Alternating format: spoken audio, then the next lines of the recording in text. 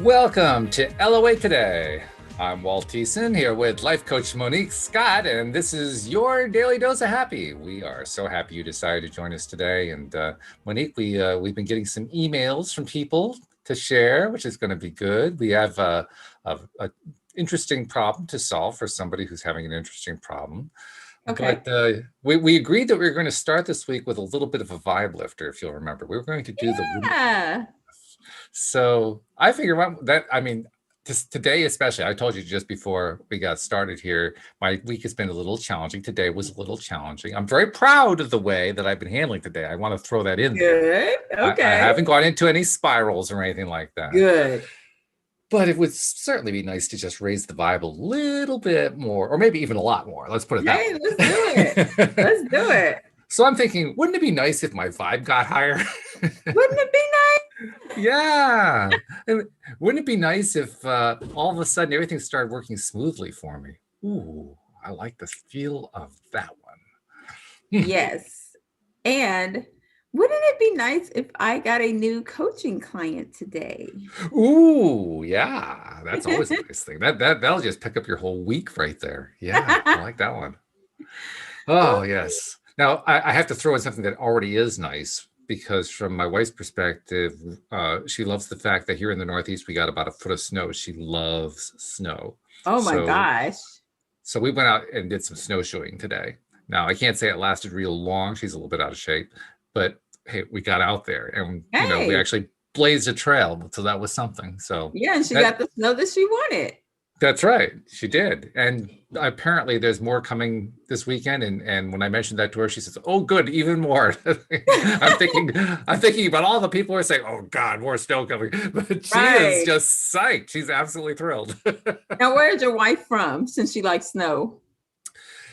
The way she would describe it is she's a maniac. She's originally from Maine. Oh, yeah, she's used to it then. Yeah, she Okay. is. Now, she's actually lived in all of the New England states except for New Mm, Hampshire. So, nice. yeah, you know, and I'm not unfamiliar with snow myself because I grew up in upstate New York, where you get a lot of lake effect snow. So it's not terribly surprising to me either. But I think You she's don't more love it? enthusiastic than I am. Well, I don't love it the way she does. Oh, okay. I mean, how many people do you know who skip in snow? No. Change on my face. No. That'll give you an idea, right? Yeah. I enjoy a good snowfall. She just thrives on it. Okay. Well, we've all got our thing, right? That's right. Yeah. So for my wife's benefit, wouldn't it be nice if she got the snow that she wanted? Yes. And wouldn't it be nice if she got even more than she anticipated? Maybe not so nice. That'll be nice for her. Right. It's interesting. All this stuff is perspective, isn't it? It really, Everything really is is. perspective. What's your perspective on it? How do you feel about it? Well, I'll tell you what I feel. Would it be nice if it were summer again? Yes. Yes. And wouldn't it be nice if I was in Miami right now, back home? Uh-huh. Yes. Uh-huh. Yeah. Okay. I like that. I can live with that one. Yeah. Wintertime especially sounds like a good place to be. Yes.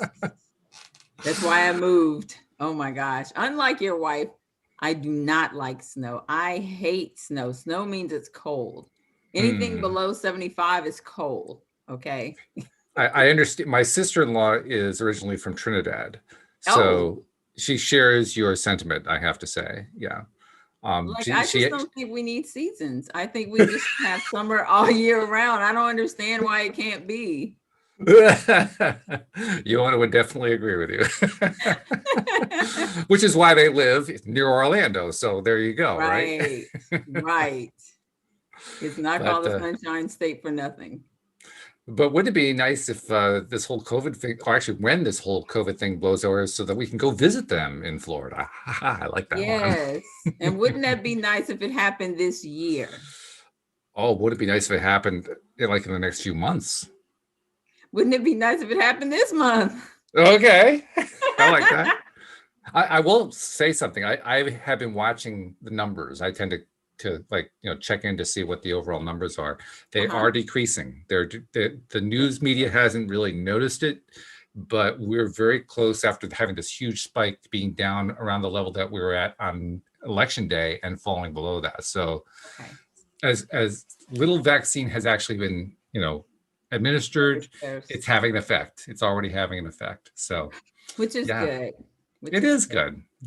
Um, and I'll add something else onto that, which also becomes a wouldn't it be nice if.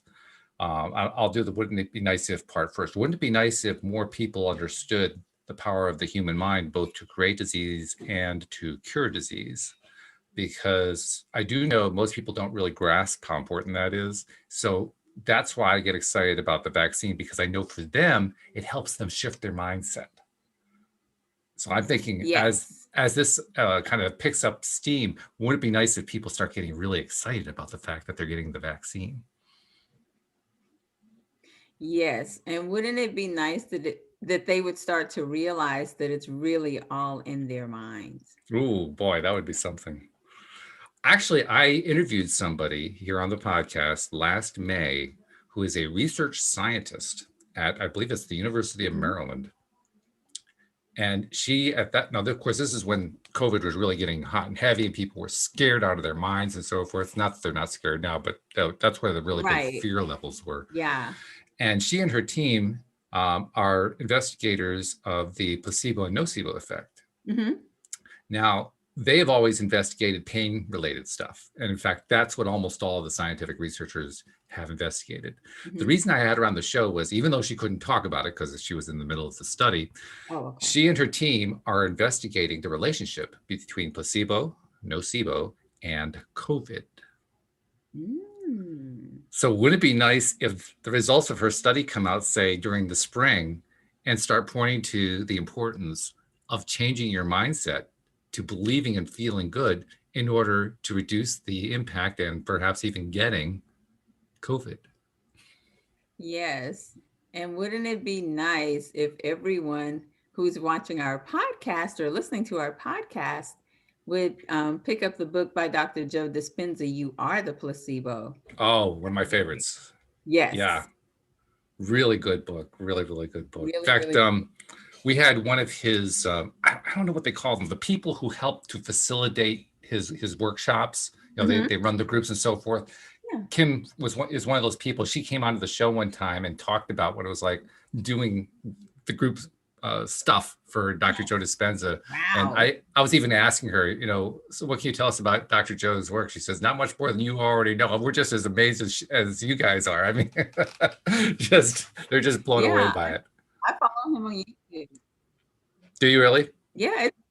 Oh, yeah. It's amazing. The first time I heard his story about how he was able to heal himself, I was hooked then. And that's when I really started studying the connection of the mind and body and healing yourself. It is true in my mind that the most important thing that we can ask for when we do asks using the law of attraction is health. Because without the health, you're not going to be able to do much with all the rest of the stuff that you're asking for. But with the health, the sky's the limit. There's nothing that you can't do. So yeah, I put health at the top of the list. And for that reason, I agree with you. I think Dr. Joe's work is amazing and fabulous. He's not the only one. I mean, there are some others. Dr. Bruce Lipton comes to mind, and Oh, there are a few others yeah. who are just, amazing in terms of what they're doing. Yeah. And I keep rooting for them to have the next breakthrough, and then the next breakthrough, and then the next breakthrough. Right. And you want to hear something interesting while we're talking about health? What's that? So, again, I think this is probably a little controversial, maybe for some of the listeners, but I have just conditioned my mind that I cannot get COVID, so I don't worry about it. Do I follow the rules? Of course I do. Of course I wash my hands, and I use hand sanitizer. Of course I always wear a mask when I'm out and all of that good stuff. But I'm never surprised that I'm always expect to be healthy. Like, that's my mindset, right? That I'm not going to get COVID. My daughter's not going to get COVID. But again, talking about health and how you think about yourself, right? So all this past weekend, Walt, I was with my daughter Friday, Saturday, Sunday. Today's Wednesday, Friday, Saturday, Sunday, and Monday. Okay. We finally bought a new car on Monday. But Oh, all right. yes, she bought a brand new car, first brand new. Fabulous. Yeah. So it was interesting to me because, of course, we have on the mask, right? But you kind of take it off because you got to talk or whatever, right? And I kid you not, every single place that we went, and we went to probably 4 or 5 different dealerships, every single place thought I was her sister and not her mom. Nice. I like that.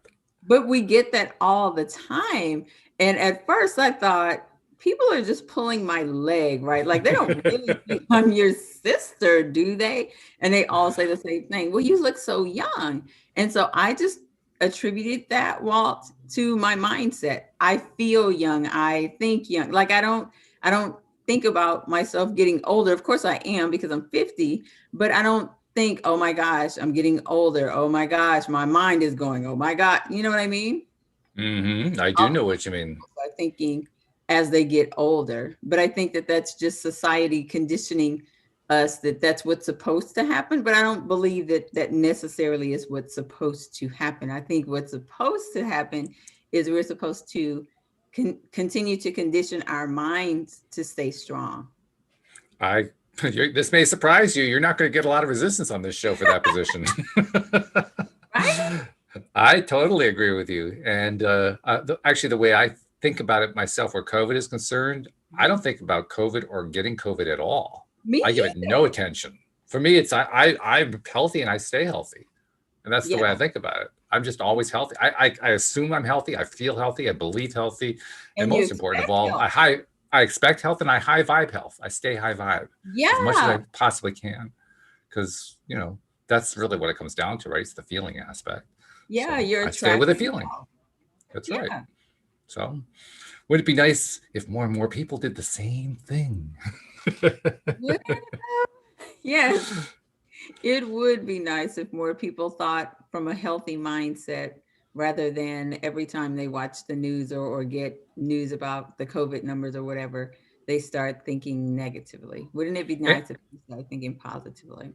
And isn't it nice that more people are thinking positively? More and more people are buying into this. Maybe not by the billions yet, but certainly by the millions. It's definitely picking up steam. That's something. That's not insignificant. No, not at all. With COVID, I think I saw the numbers, something like 10% of the population has received 1 dose, 2%, 1 to 2% have received 2 doses. Look how much of a shift that has happened because of that. Yeah. Now we attribute it certainly to the vaccine, but the mindset also plays a big role. Look what happens when a small number of people compared to the overall population believe that they're now safe because they have a vaccine. Wow. Yes. And wouldn't it be nice if that number continued? Oh yeah. Yeah. I think you can count on that one. That's like in the bank. Hopefully so, right? Oh, I think so. I'm really, really confident. I know they're talking about not having beaten the whole thing before summer, but I think we're going to see some major, major shift by like April 1st. April 1st is the deadline I have in mind. I think that's where, by that point, people are just going to be blown away at how much everything has changed. Not that the whole thing will be gone. I'm not saying it's necessarily going to be gone, but I think people are just going to have a completely different take on it by April 1st.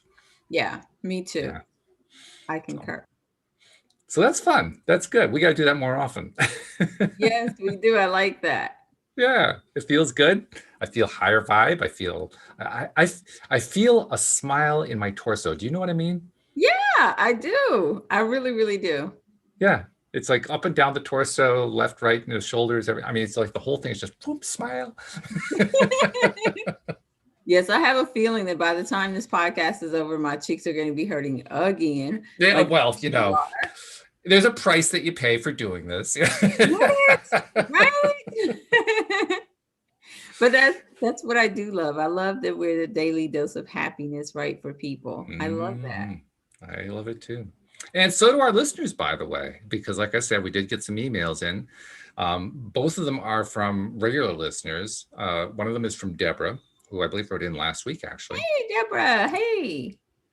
And she says, quote, "If you want the Maserati, why bother with the Mazda?"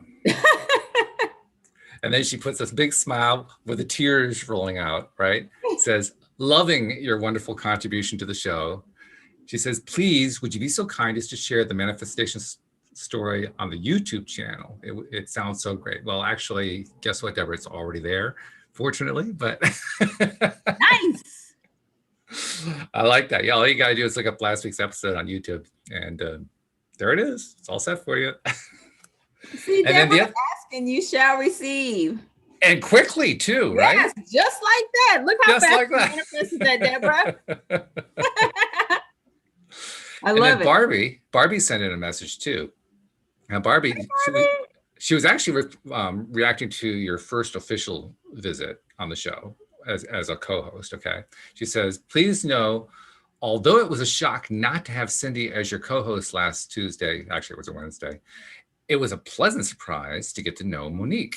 Thank you. Having three of you together, if that's possible, would be great, or at least alternate them. I'm just thankful for all the dialogue, ideas to expand my mind and enrich my soul and life. Yes, I wish I had handled my college years better or differently, but my life is rich for having survived it. Perhaps it's a lesson I came here to learn.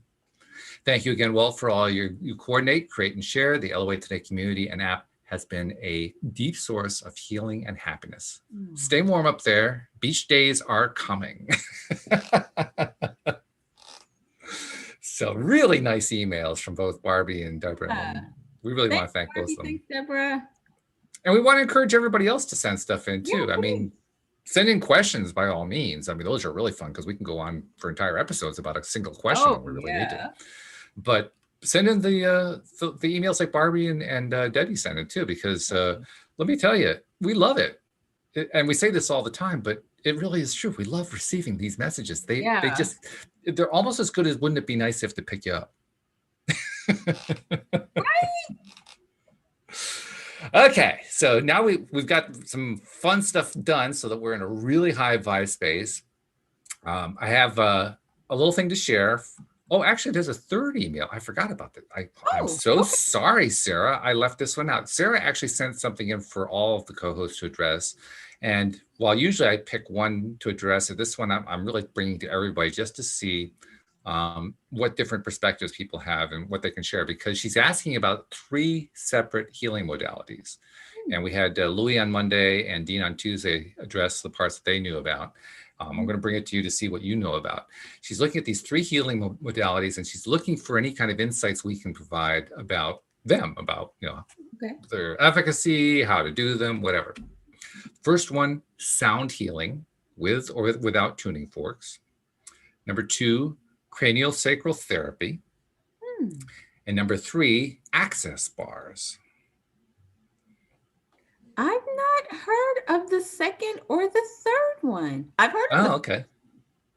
But I don't know anything about any of them, so I'm not going to sit here and pretend like I do. But I've certainly never heard of the second or third. Do you have some insight to share on them? Well, yeah, I can tell you a little bit about each one of them. We talked quite a bit about the first one with Dean yesterday, and Louis talked about the first one and the second one. He's done quite a bit with the craniosacral therapy. Dean hadn't done quite as much with it. Basically, the second one, craniosacral therapy, as I understand it, is where the practitioner is working with, I'll call it, for lack of a better way of understanding it, bumps on the head. And they basically do certain things, and it does dramatic energy shifts in the body to heal all kinds of stuff. So I can't tell you a whole lot more than that, but that's my understanding about it. Okay. And tuning forks and sound healing, the thing that Dean and I talked about were singing bowls. I'm most familiar with those. And you said you know some stuff about sound healing too. I can't say I'm an expert at any of these, but I'm aware of it. Access bars, I know just a little bit, because access bars, the best place you can get information about this, Sarah, and I can't remember if I told you about this on Monday or Tuesday, but Linda Armstrong has talked about, on the Friday show, she's talked about access consciousness, and that's where access bars come from. You can go to accessconsciousness.com and get tons of information there. I did actually at one point, before you even asked your question, on a previous occasion, I asked Linda if she wanted to talk about access consciousness one time. She said, let people just go to the website. It's not something I really want to get into. So Probably not going to get a whole lot more out of Linda on that one, but I definitely recommend the website. I have taken a look at it, and there is a ton of information there. So, that's probably your best place to go for information about access bars. What are access bars used for? Sorry, I haven't delved that deeply. I haven't studied it that carefully. That's how much information is there. But you can find it. It's all there. It's not hard to find. Just do the Google search and it'll show up. But yeah, I'm not an expert on them either. That's one of the reasons I'm bringing it up with everybody, including you. So it's nice, kind of nice to know somebody else is an expert any more than I am. That's a good thing. I know a lot, but not everything. Yeah. I'm still, well, the moment that we stop learning, we die. So, Right. We should always be constantly learning. Absolutely. Okay. So now we can get to the question that came up. This actually came up on Facebook.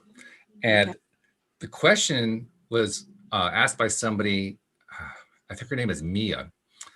Mia asked the question in a very carefully framed way. It's so tightly framed that, well, I won't tell you what my response was first. I'll let you give your response. Okay. But she says, does anyone know, is there a way to get the truth from someone?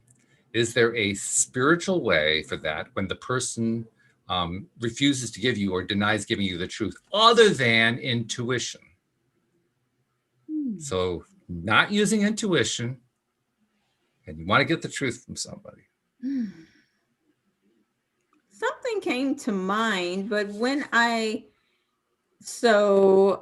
I totally believe in one of Neville Goddard's, one of his creative imagining manifestation techniques, I guess, or tools, if you will, is to imagine that the person is telling you what it is that you want to hear. But the caveat to that is what you want to hear the truth.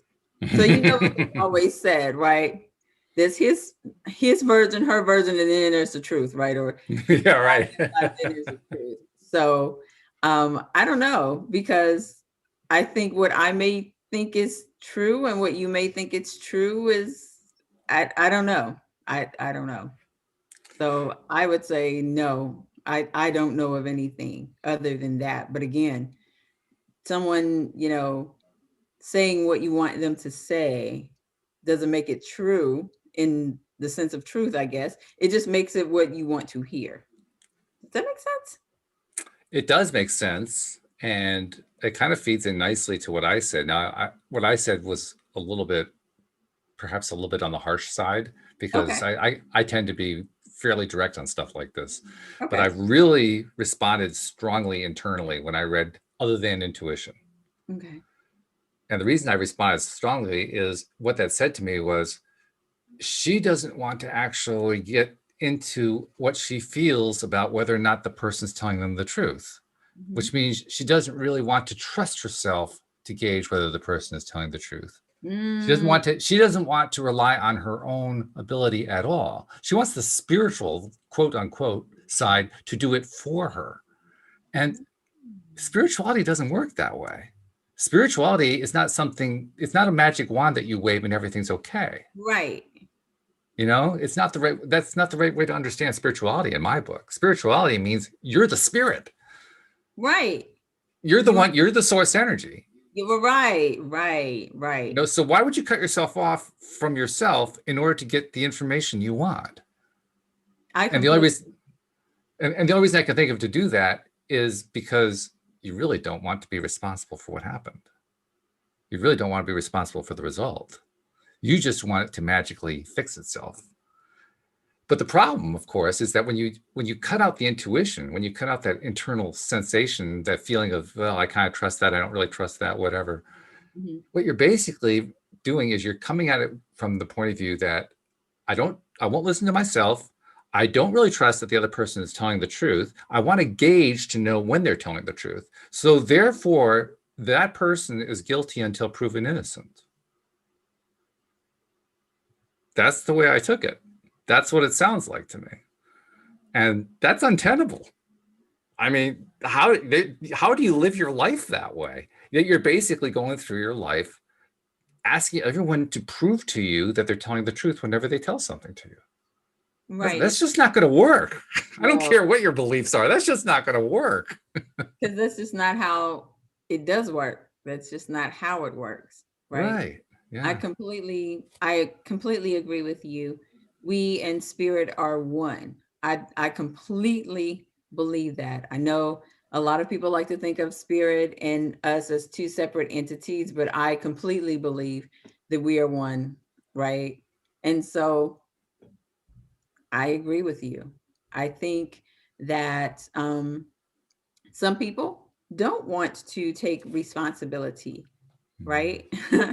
For, I mean, it's kind of like the same thing with the law of attraction. And you tell people that you attract whatever you're thinking, right? Whatever your most dominant thoughts are, whether they're negative or positive, that's what you attract. But they say, no, I never would have attracted this crazy ex-boyfriend or whatever, right? But something inside of you did, but they don't want to take responsibility for that. So you could be onto something actually, Walt. Honestly, Okay. that's a way to look at it, for I sure. mean, it seemed, even as I was typing it, it seemed harsh. Like I said, it seemed like this is, almost insensitive. But I also remembered what I was responding to. I was responding to somebody who said they didn't want to touch into their sensitivities. Like, Right. well, okay, so how And do I you do totally that? believe that your intuition, that spirit will tell you Yeah, completely. You it will know. will. Well, Yeah. I'm willing to bet she already knows. Aha. I'm willing to bet she already knows. That's a lot She's of the trying. case for people She's too. trying to find some way to justify Yeah. changing it or avoiding it or something. I don't know exactly what, but Very she doesn't possible. like she's like the, I told this joke the other day, and I saw it on a cartoon, on it was actually a Facebook meme, I think. Mhm. It summarizes beautifully what it is I think she's doing. Picture of a person who's a card reader, Mhm. and you're looking from behind the card reader at the table where the card reader has laid out the cards for the client who's sitting across from the card reader. Uh-huh. And the client looks up and says, "Could you shuffle and do that again?" Like, no, no, no, I don't want that outcome. Let me have I don't another. like that result. I want a Yeah, different result. give me another one. No. That's what it feels like to me. It feels like she's saying, I don't want the answer that tells me whether I think I believe him or not. I want a different answer. Right. And that's why I was saying, Okay. even if you do the Neville Goddard technique, right, it's just that person telling you what you want to hear, not necessarily the truth, whatever the truth is in this situation, right? But like you said, if you follow your intuition, if you allow spirit to give you the information, right, it's not going to be wrong. So I don't know No, how you get outside of intuition. yeah, I mean, literally, you have That's to what it's for, that really. that's the point. It's to develop that so that you can know this stuff. But that's it. Well, to develop it. Mm. And that takes time. That takes time. It certainly took me a lot of time. What approach did you take? How were you able to always do it? I mean, you told me you were pretty good at this pretty much from a young age, mainly because of your father's influence. But Yeah. how long did it take you to learn to do it? I I don't know how long it took me to learn to do it because I grew up in church and I went to church so often and it was kind of like just beat in me that I'm supposed to have this relationship with Jesus Christ or whatever, right? I really practiced it. Like I would pray and they say pray, but then wait to listen. I Mm. would literally wait to listen, but I could always tell my intuition. Generally, Walt, if it's a thought that I know Monique would not have, if I know I would normally tell myself to go right, but something just says go left, I always go left. I don't even question it anymore because I've gone right so many times and got I it hear you. that now I know. Yeah. You know what I Yeah, mean? you go right often enough and you get your nose bloodied often enough. You say, okay, okay, I get it. I get it. I'm done. Right. Exactly. So I practiced it. I know it has to be 20 years by now. So wow, no, 30 years Hmm. easily. So Okay. it just came with practice, just listening. And it's not always, me hearing, but like I said, it's just the knowing. Do you ever get that? Like you just have this feeling, you just know that you're supposed to do something or whatever. Do you ever get It, that? It took me a long time to tune into that. I had been detuned from it for quite some time. Ah, What got me back, as I'm sitting here thinking about this, mhm. is one of my co-hosts, I think it may have been Cindy actually, advised me at some point during, you know how it is after the show, we always have like conversations, how to Yeah, go and what's going on, all that kind of stuff. right. And this one particular day, I was kind of struggling with the whole question. So she gave me like a little quick coach and basically suggested, feeling isn't just a sensation, it's also the emotions. It So is. so you can just use your emotional response as a way of measuring what it is that you're trying to tap into. And I I hadn't agree. thought of it that way, and realized also that it basically means if whatever it is in the good feeling area, then I know I can trust it as something that is reliable. If it's in the bad feeling area, then I have to question, okay, well, I know what the feeling was, but as Abraham expresses it, that's not in alignment with what my inner being is feeling. That's why I'm feeling this anger or this rage or depression or whatever it is. Exactly. So why am I feeling that? What is it what's the real message here when I'm It's like doing that? asking the question behind the question. Yes, exactly. And you do that often enough. And then at some point after I was in that higher vibe place more often, then I started to notice what Linda calls the drop-ins. Oh, You know what I mean? no, do explain. Well, it's what you were talking about, that feeling, that thought that Oh, just kind of comes in. It's a drop-in. It sort of drops into your head like, oh, yes, oh. yes. I get that quite often. Yeah. Hmm. We actually all get them, Yeah. but it's We're very really good at tuning easy it out or to tune ignoring it it. out. Yeah, ignore it, or not even recognizing that it was there. Mm. Um, I, for the longest time, here on the podcast, would talk about how I didn't really know what it felt like inside to have that connection. I didn't know what to look for. And what I didn't realize is I had the feeling all along, but I had dismissed it. Right. You The didn't. feeling was there. And I realized one of the reasons why I dismissed it, because it is so continuous. We are used to experiencing contrast, polarity, things We that are changing all over the place. The Yeah. connection is solid and continuous. It doesn't polarize. No. And that's what makes it so easy to not notice it. Ooh, that's good, Walt. Well, I had to do something to figure this stuff out. But that's good. That's good. I never thought about it in that way, but I completely agree, right? Mhm. Because we are used to that contrast, but you're right. It's just continuous. It does not ebb and flow. It's not Yep. up and down. It's just what is. It's like a hum almost that never stops. Yeah. And I'm still getting to the place to where I want to learn. Well, I won't say I want to learn. Yeah, I guess so. I want to learn to go deeper in meditation Mhm. so that I really get to that place of connectedness. Because like right now, like I said, I have a lot of drop-ins. I have, a lot of, and I do have spirit leading me this way or leading me that way. I got that. But I really want to go a lot deeper to where some people say that they're in the flow state, right? So I'm just always feeling like I'm connected with spirit no matter what, right? And there is no up and there is no down, and my emotions aren't here some days and there some days. But I guess to kind of get like where the monks are in this place of zen where you just know all the time. Well, I can give you some clues along that line. That's one of the advantages of having so many co-hosts and some Okay. really, really talented co-hosts, I might add. Dean has been on the show just a little bit longer than you have. Before him was David Strickle, who is a channeler, very much like Esther Hicks channels Abraham. He Yeah. channels a group of entities he calls the Stream of David. Okay. And the Stream of David has a really interesting take on this. Their take is, we live in a world of polarity on purpose. We came Mm. here for the polarity. We came here for the contrast. It's part of what we signed up for when we chose to come into this life.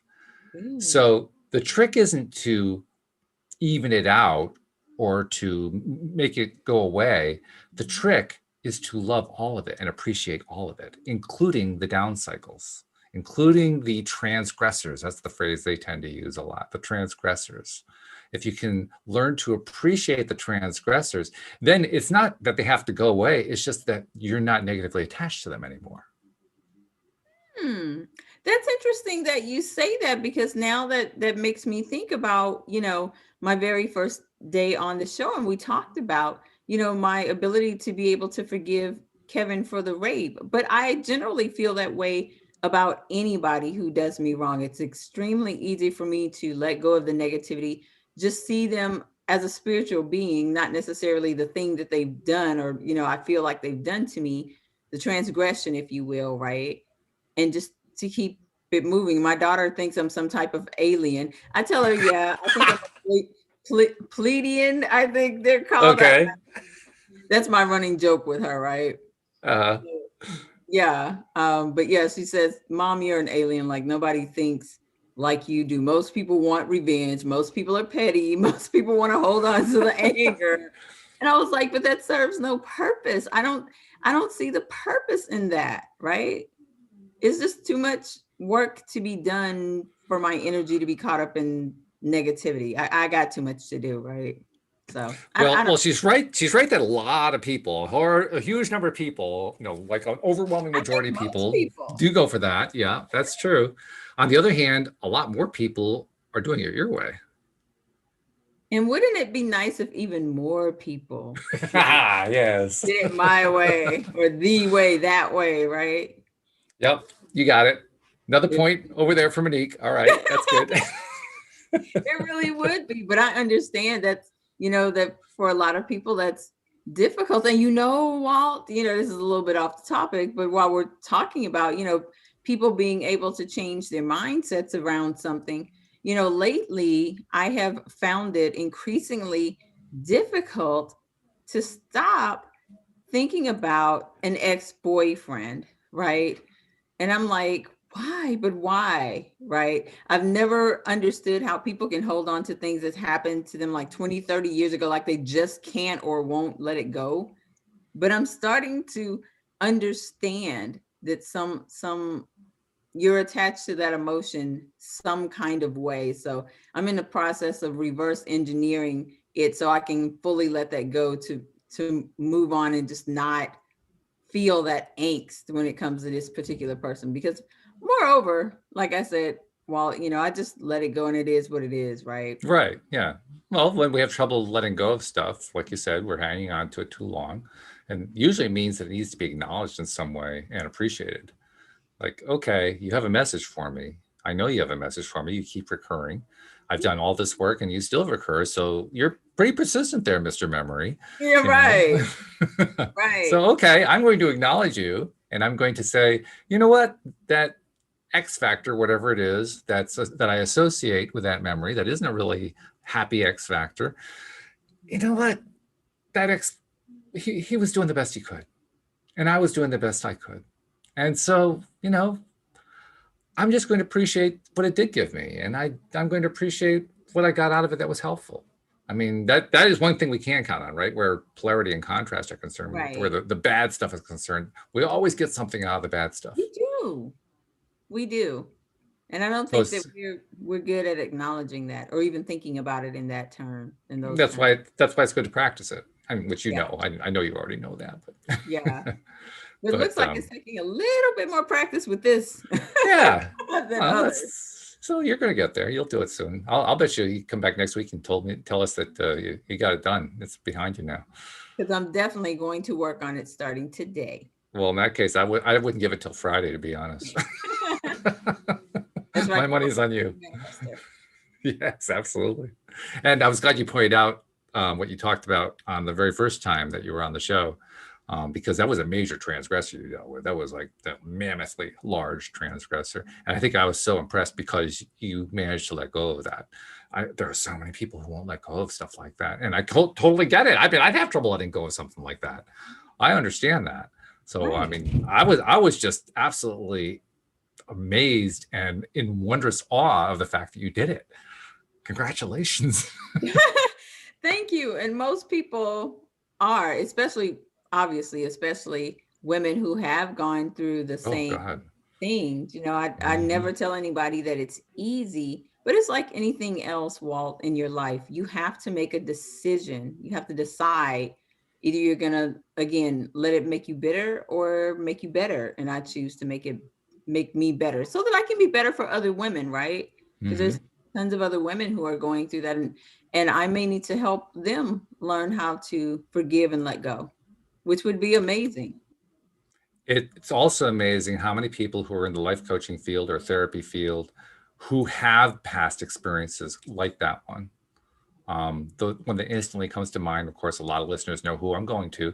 One of my first co-hosts, Joel Elston, was a gambling addict at a very young age. He Wow. stole from his father's insurance company. He ended up going to prison for it. At one point, he was homeless before that, living basically eating out of a dumpster in Las Vegas.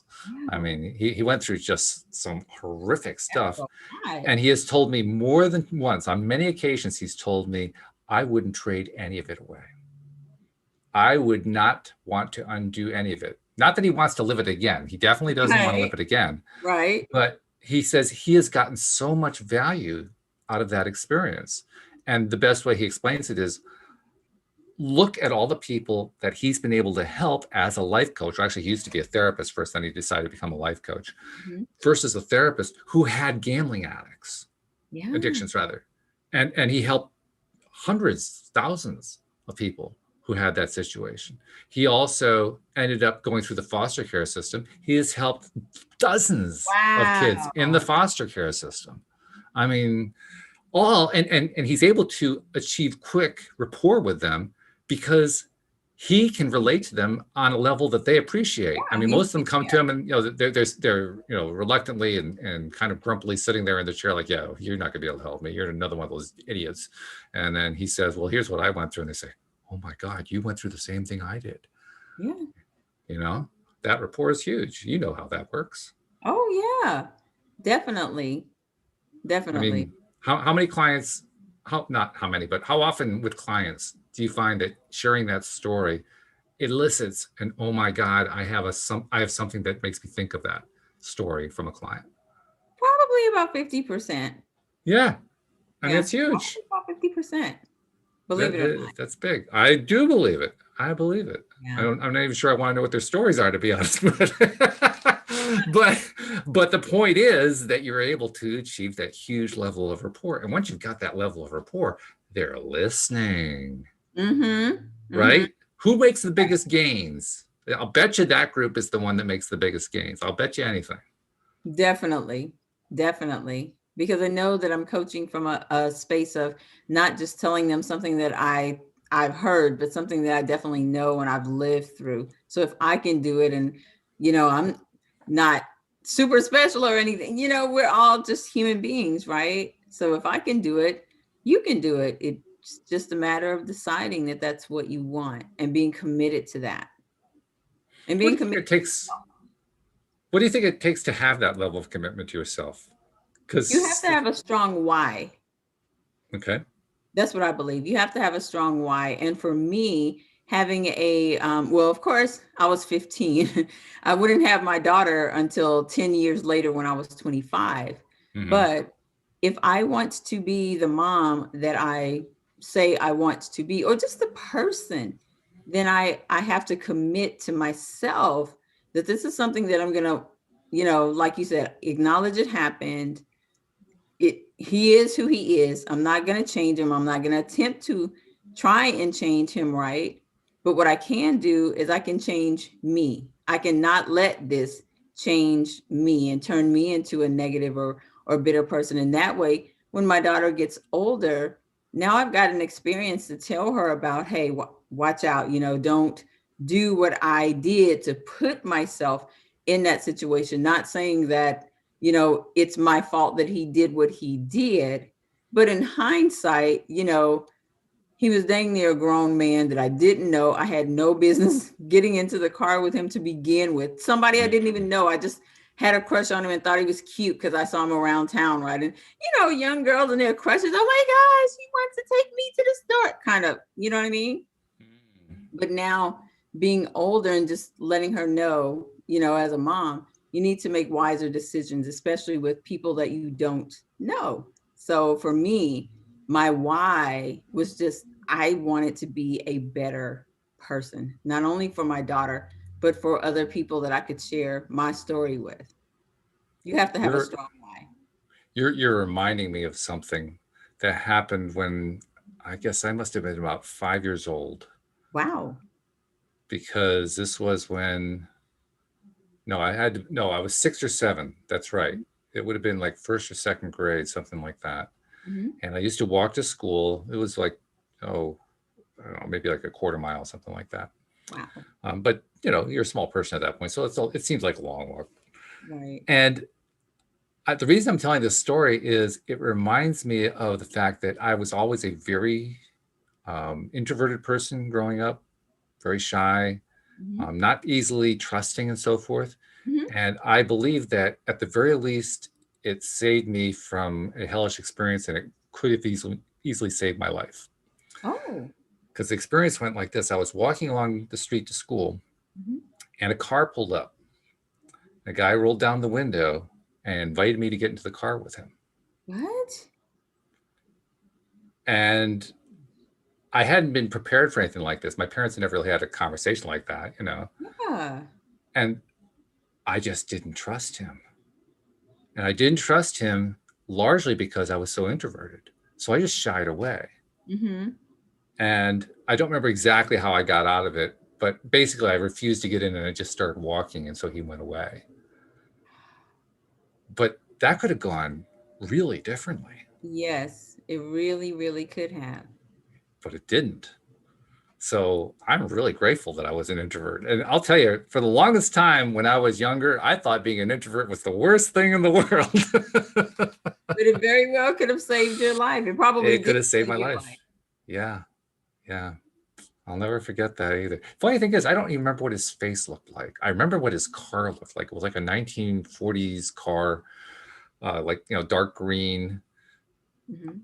I don't remember what the model was. I mean, I was 6, so what did Right. I know from models, right? Yeah. But and I barely remember anything about him physically as a person. I think he had glasses. That's about all I can really tell you. Mm-hmm. And dark black glasses. But I guess at that point I was still, well, this is true of young people in general. They're more recently on the planet. They're more recently in this life. So they are more recently connected to source energy. They haven't lost as much of it as many of us lose as we get older and older in life. Right. Right. So I still had that connection. And the connection just didn't feel good. It didn't feel good at all. Yeah. Sounds pretty So creepy. it was very creepy. You should have Yeah. seen the look on my mom's face when I told her what happened. And I'm glad you told her because I Oh wonder yeah. if the kids would have. I don't even know if I can explain how and why that happened. It just seemed like I had to tell her. I don't know. I mean, Yeah. we never had a talk. Uh-huh. I know that among African Americans, there's often the talk, and I can Uh-huh. understand where that comes from. But there Yeah. was no equivalent for me for something like that. And there never been it. I mean, as far as we all knew, we lived in a safe neighborhood, you know? Right. Right. So, yeah, Creepy. interesting how that brings this stuff up. But I'm Yes. very grateful that nothing happened, that I came That's through that fine. okay. Somehow I maintained enough my connection through my introversion side to survive. Yeah. Yeah. And I'm glad. I'm glad that you were that introverted Me kid too. Me too. because my daughter China was the complete opposite. She was so me when she was little. I Oh remember my. I lost her in Walmart in my hometown Oh. one time, and I was freaking out. And Walt, the whole time, I like kept saying to myself, "Is my mom's gonna kill me? My mom's gonna kill me! Oh my God, my mom's gonna kill me! I lost China. I don't know where she is." And of course, like all kids, where did I find her? On the toy aisle, Of playing course, with yes. another kid. Mm-hmm. Mm-hmm. Oh my gosh. But she was extremely friendly. And let me tell you, kind of like the thing that you had with the stranger in the car, right? So China would go to anybody. I mean, she was just the friendliest kid, Walt, with anybody, except this one time when I was in the military. I had a friend of mine who used to babysit her all the time because her husband was in the military, but she was a stay-at-home mom, right? So she kind of would babysit China for me sometimes. And I remember she had came to me and told me that she was leaving her husband. She didn't give me any details, just told me she was leaving him.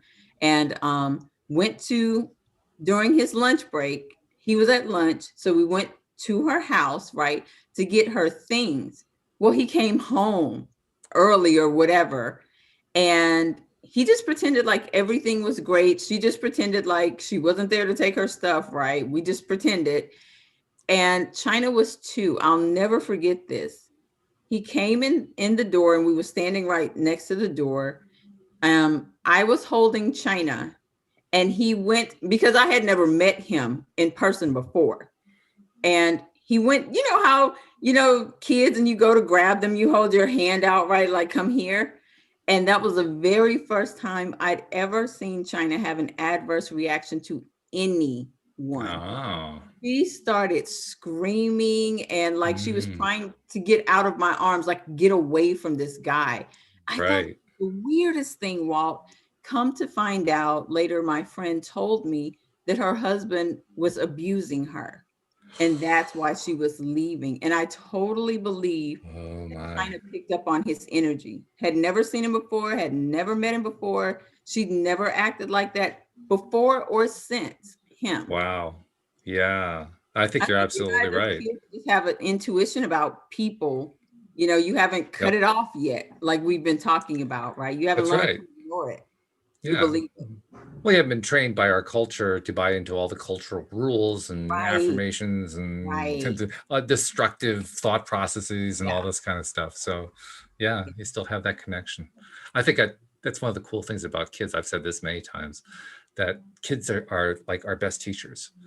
They have they have more to teach us than any other human that in existence, just by what they do, just by how they behave, what they talk about, what they take interest in, because every step of the way, unless they're in a really bad environment, and by a bad environment, I don't necessarily mean living in poverty, although that's usually part and parcel of it.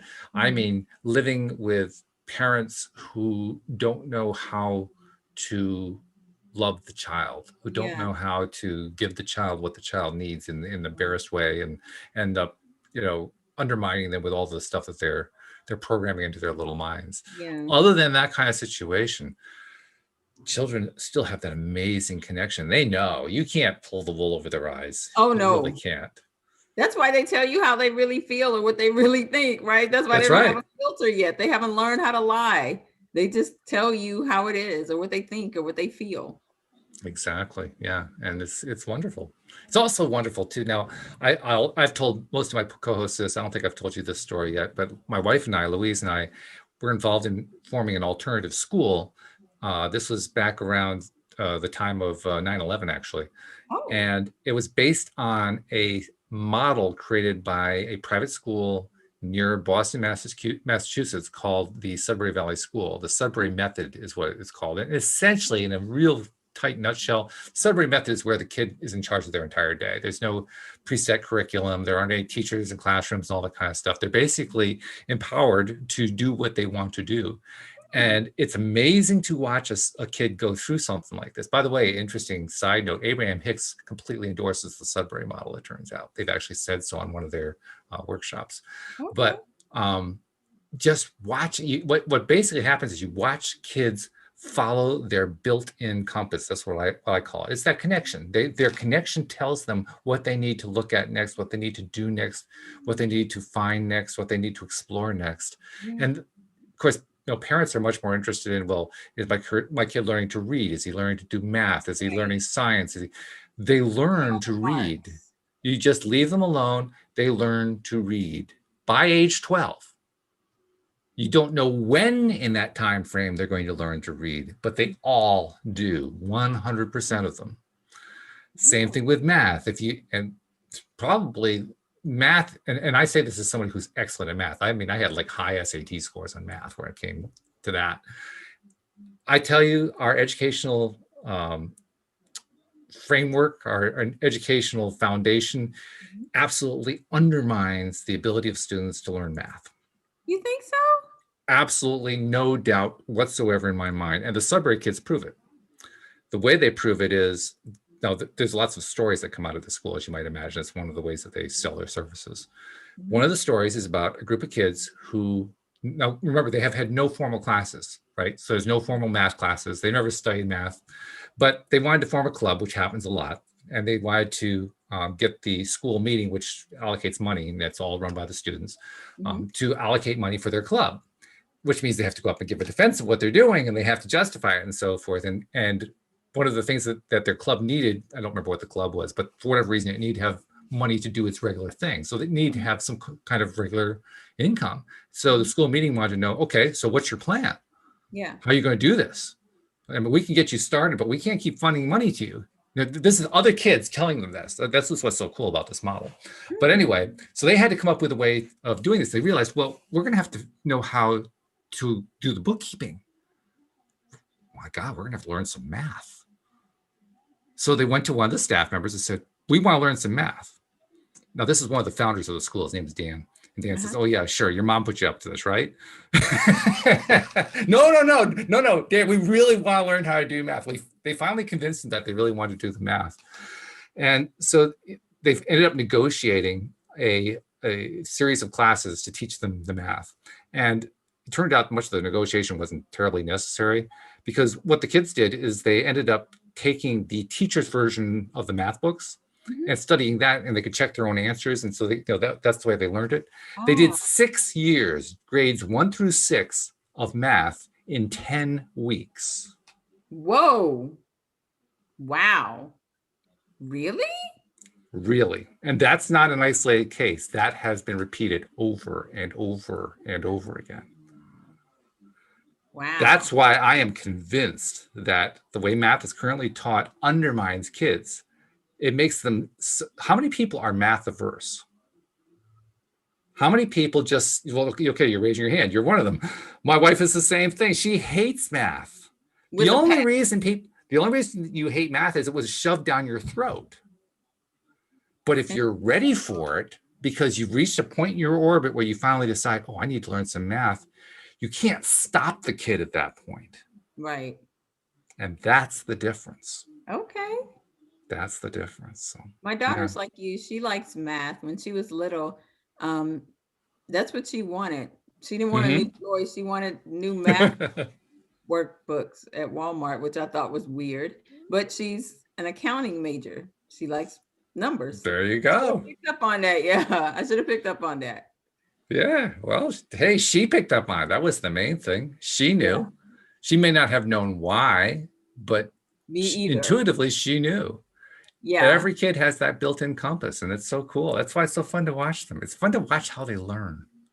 And it sometimes is. you can't even, you don't even know. I don't have time to tell the whole story, but there's actually a story of a kid who learned how to do math by fishing every day. They still have never figured out how he did it, but we'll save that Wow. one for another day. Yeah. Yeah, He ended up working for Hewlett Packard, by the way. not bad. Not bad at all. So, well, I think the plan worked. We got going with Wouldn't It Be Nice If, we raised the vibe, and we held it throughout the show. So We did. this was good, really good. And hopefully we also helped Mia with her problem too. But all a very good thing. Thank you very much for your contributions as well. People are loving you. You can see that. The You're emails welcome. the emails are telling you. You know it now. Yes. So Thank you're you going to be guys. here for you're here for the long haul now, whether you want it or not. Sorry. Darn, I was hoping to get away. Oh no. I love it here with you guys. Thank you so much for having me on your platform. I really, really enjoy it. We appreciate having you too. We appreciate all of our listeners too. Without you, we wouldn't have a podcast. And we'll see you all next time here on LOA Today. Goodbye, everybody. Bye, guys.